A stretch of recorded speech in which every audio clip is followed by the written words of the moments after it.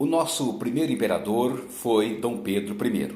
Ele governou o Brasil durante 9 anos, entre 1822, que é o ano da independência, a 1831, que é o ano da sua abdicação, da sua renúncia. É o chamado Primeiro Reinado. Dentro do Primeiro Reinado, nós temos algo bastante importante que a galera que estuda para os vestibulares precisa atentar, que é a Constituição outorgada de 1824. Sim, uma Constituição imposta pelo próprio imperador Dom Pedro I.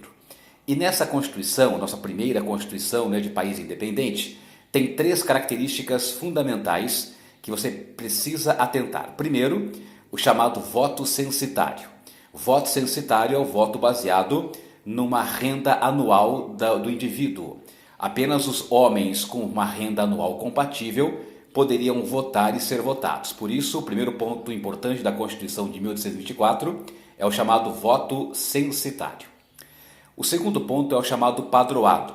Na monarquia, naquele momento no Brasil do século XIX, Estado e Igreja Católica estavam unidos através do padroado. Ou seja, não havia Estado laico. A Igreja Católica era a religião oficial do Brasil.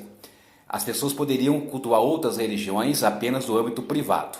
Publicamente, apenas o catolicismo. E através do padroado, Dom Pedro I poderia interferir em assuntos da Igreja, como aprovar ou não nomeação de bispos, por exemplo.